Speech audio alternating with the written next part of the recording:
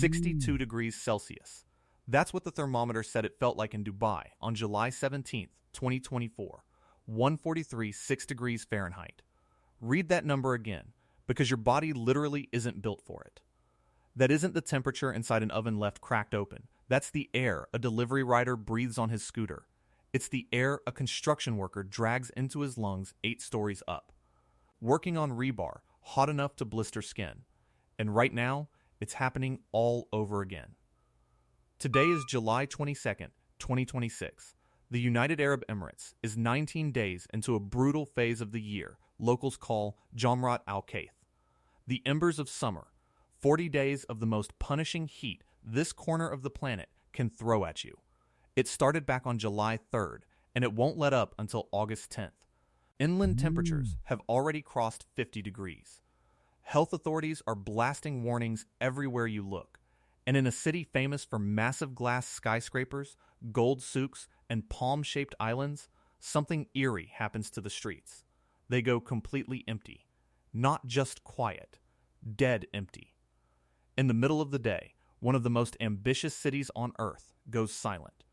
I want to show you why that is, and more importantly, who actually pays the price for that silence. Let's clear up the main thing people get wrong about Dubai. You've probably heard people say it hits 50 or 52 degrees in the city center. It actually doesn't. The real thermometer reading in Dubai proper almost never goes over 46. Those terrifying 50-plus numbers you see in headlines come from deep out in the desert. Places like Al Quaa in Abu Dhabi, a remote stretch of sand that spiked to 52 degrees Celsius on May 29th. That's 125.6 Fahrenheit, nearly the hottest May day the country has ever seen. But that's the desert. Dubai's real problem is different, and honestly, it's a lot worse than dry heat. Dubai's real threat isn't dry heat, it's the water. Here's the trap the city sits in. Most desert cities are bone dry. Dry heat is brutal, but your body can handle it a bit better. You sweat, the sweat evaporates, and that evaporation cools you down. That's the basic cooling mechanism humans have relied on forever. But Dubai isn't isolated, out in the middle of nowhere. It sits right on the edge of the Persian Gulf. Local folks call it the Arabian Gulf. That gulf is shallow and warm, and it dumps moisture into the air like a giant kettle stuck on boil. So when 45-degree desert heat hits 80% plus humidity, human survival hits a hard physical limit. It spikes what scientists call the wet bulb temperature. Stick with me here, because this number is way more important than any standard weather forecast. The wet bulb temperature is basically the lowest temperature you can reach by evaporating water into the air. When the air is already soaked with moisture, sweat can't evaporate anymore. Your body's primary way to cool down just stops working. The hard limit for human survival is a wet bulb temperature of 35 degrees Celsius or 95 Fahrenheit. Once you cross that line, it doesn't matter if you're a peak athlete sitting in the shade with ice water. If your sweat can't evaporate, your core temperature keeps climbing, and you can die within hours. That is an exaggeration. It's basic biology and physics. So when Dubai's heat index hit 62 back in July 2024, you were looking at the absolute ceiling of human endurance tested live in a city of millions. Here's the part that should really bother you. The exact things keeping Dubai livable indoors are making the outdoors far more dangerous. Think about how a city this big operates in the desert. You need 2 massive resources, fresh water and air conditioning. Dubai gets its fresh water by boiling seawater in massive desalination plants. You take the salty Gulf water, boil it, pull out the fresh water, and then you have to dump what's left over. What's left is super hot, extremely salty brine, and it gets pumped right back into the Gulf. That heats up the sea even more. Warmer water means more evaporation, which creates higher humidity in the air. Higher humidity means a higher wet bulb temperature for anyone standing outside. Then look at the air conditioning. Every mall, hotel, and luxury tower pumping cold air inside is dumping raw heat outside. Those big compressor units are throwing all that hot air straight onto the street. When a tourist walks through a Dubai mall wearing a hoodie because the AC is set so high, that comfort is directly subsidized by the guy standing outside on the sidewalk in heat the mall itself helped create. It's a continuous feedback loop. Cool the inside, cook the outside. And it gets a little tighter every single year as global temperatures rise. So who is actually standing out there in that heat? This is where things stop being about extreme weather and start being about real human beings. Dubai's skyline, with the tallest building on Earth, artificial islands, and 8-lane highways, didn't build itself. It was built and gets maintained every single day by millions of migrant workers. Men mostly from India, Pakistan, Bangladesh, and Nepal. They pour the concrete, lay the asphalt, deliver the food, and clean the glass windows. They do it under a sun that turns metal scaffolding hot enough to burn you through your gloves. For decades, they worked with almost no real legal protection from the sun. Back in June 2004, the government introduced the Midday Work Ban. The concept is straightforward. Between 12:30 p.m. and 3 p.m., nobody is allowed to work outdoors under direct sunlight. 2.5 hours of mandatory shade. Summer 2026 marks the 22nd year this ban has been running. The Ministry of Human Resources and Emiratization enforces it, and they do hand out real penalties if a company gets caught with workers out in the sun during those hours. The fine is 5,000 dirhams per worker, capping out at 50,000 dirhams for 10 or more workers. That's about script $3,600 US. In 2026, the ban started on June 15th and runs every single day until September 15th. 93 straight days. No breaks for weekends. No breaks for public holidays. Not even for Eid. When the clock strikes 12:30, outdoor work stops. So problem solved, right? Not really. And this is the main issue I want you to keep in mind, because it shows how broken the system still is. The ban is based on a clock, not a thermometer. Think about what human rights advocates have been pointing out for years. What happens at 11 o'clock in the morning when it's already 43 degrees out and a guy on a scaffold still has an hour and a half of legal work left? What happens at 3:01 p.m. when the ban ends, but the ground is radiating heat like an oven and the humidity hasn't dropped at all? The sun doesn't care what time it is, and heat stroke doesn't wait for 12:30. On June 23, 2026, Human Rights Watch published a detailed report on this exact issue called Gulf States, Migrant Workers' Heat Protections Fall Short. Based on interviews conducted from February through May, they called out Gulf nations for moving too slowly while temperatures climb. Michael Page, Deputy Middle East and North Africa Director at RW, said, despite a wealth of evidence on both global temperature increases and the severe health risks extreme heat exposure poses, Gulf states are dragging their feet on adopting adequate protections. Gulf states have the means and capacity to adopt these protections, including restricting working hours based on actual temperature thresholds rather than fixed schedules. That phrase is key: actual temperature thresholds rather than fixed schedules. Stop relying on an arbitrary time of day and start relying on what the thermometer actually says.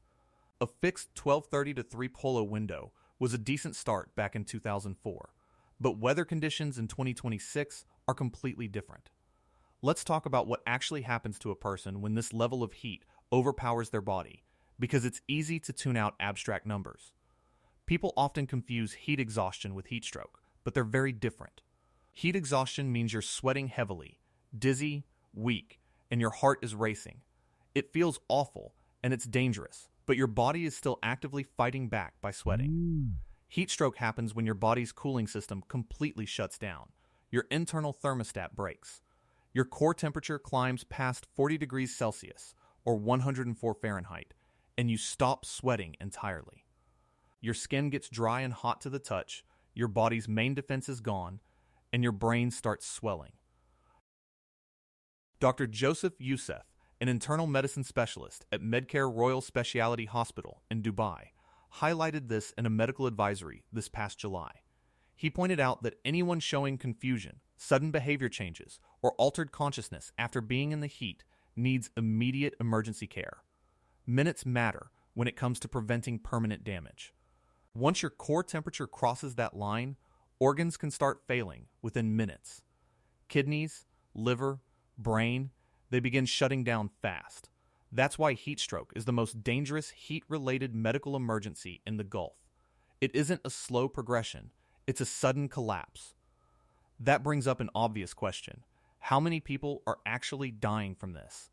The frustrating truth is, we don't really know. That lack of clear data is one of the worst aspects of this situation. The exact number of deaths among migrant workers across the UAE is heavily disputed. Official medical records almost never cite heat stroke as the cause of death. When someone collapses on a job site and passes away, the cause is usually documented as something like cardiac arrest or natural causes. Advocacy groups point out that using broad medical terms conceals the real impact of extreme heat. A young, healthy worker dies pouring concrete in 45-degree weather, and the report simply states his heart stopped beating. It's technically true, but it misses the entire cause. Because official statistics are so contested, giving a firm number would just be a guess, but the lack of reliable tracking says a lot on its own. There's also a different health crisis happening here that never makes the news. It's what happens to their kidneys. Doctors and researchers now look at chronic kidney disease as one of the clearest long-term health consequences of working in extreme heat. The pattern is relentless. A worker goes out into extreme temperatures day after day, sweating out fluids faster than he can drink them. He gets severely dehydrated, goes to sleep, drinks what he can, and goes back out the next morning to repeat the process. Months and years of constant, severe dehydration put incredible stress on the kidneys. The damage builds up quietly over time without any dramatic medical emergency. A young man who arrived in the UAE completely healthy can return home to India, Nepal, or Bangladesh a few years later with failing kidneys. He ends up needing dialysis or a transplant he can't possibly afford. He went to earn a living, and he came back with permanent organ damage just from working outside. That doesn't show up on official statistics in Dubai. It shows up years later in rural villages thousands of miles away.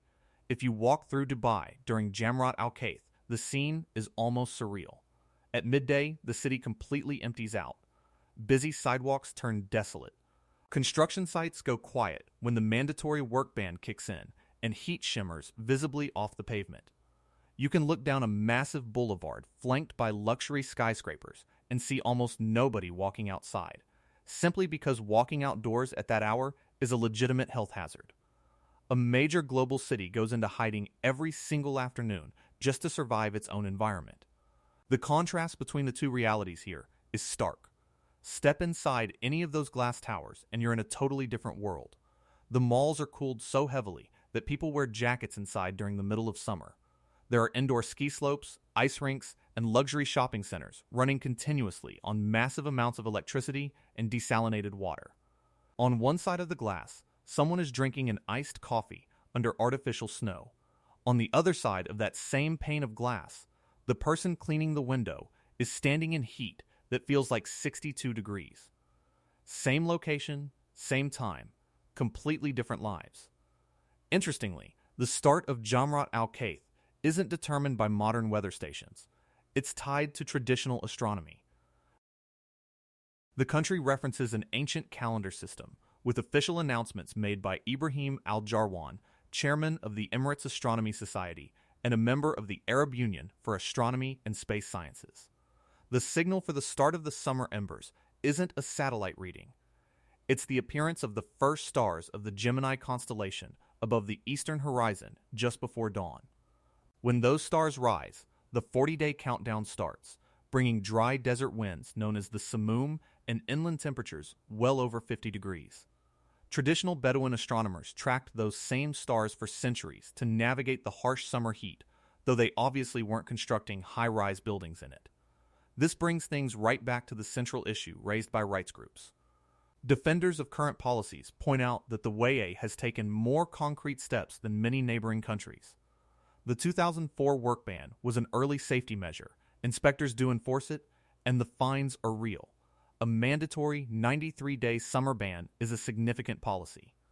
But the core critique remains valid. Tying safety rules strictly to the clock instead of actual weather conditions leaves major gaps. Dangerous heat indexes regularly occur at 11 kilo am or persist well past 3 p.m., leaving people working outdoors during unsafe conditions on either side of that window. Rights group Fair Square highlighted this issue when looking into construction conditions leading up to major events. They noted that during preparations for COP28, the Global Climate Summit held in late 2023 at Expo City, Dubai, migrant workers were operating in extreme temperatures reaching 42 degrees. While global leaders gathered to discuss climate solutions and protections for vulnerable populations, crews outside were working in dangerous heat to keep the venue operational. It captures the gap between policy discussions and on-the-ground reality pretty clearly. So where does that leave things today? Dubai proves that modern engineering can build a massive, thriving metropolis in an extraordinarily harsh environment. That's a genuine technical achievement. But running that metropolis comes with a real human cost that isn't fully reflected in official records, from uncounted heat stroke cases to long-term kidney damage suffered by workers after they return home. Meanwhile, local temperatures aren't getting any cooler. The May 2026 heatwave pushing Al Quaa to 52 degrees, the extreme 62-degree heat index in 2024, and inland temperatures crossing 50 degrees aren't isolated anomalies anymore. They're part of a clear trend line. Every summer, humidity and temperature levels push human tolerance further, while air conditioners and water desalination plants dump more heat and warm moisture right back into the local environment. There are potential solutions: better technology, smarter work scheduling, and shifting to actual temperature-based work limits like advocates have recommended. The UAE certainly has the financial resources and infrastructure to implement those changes. The real question is whether policies will shift from a fixed schedule to actual temperature monitoring as conditions get hotter. When Dubai's streets clear out at midday, it briefly looks like the extreme heat has brought everything to a halt. But as soon as 3:01 p.m. hits, the work ban ends, crews head back out, and construction resumes in air that remains dangerously hot. The towers still need to be built, deliveries still need to be made, and the city keeps moving forward, 1 hour at a time.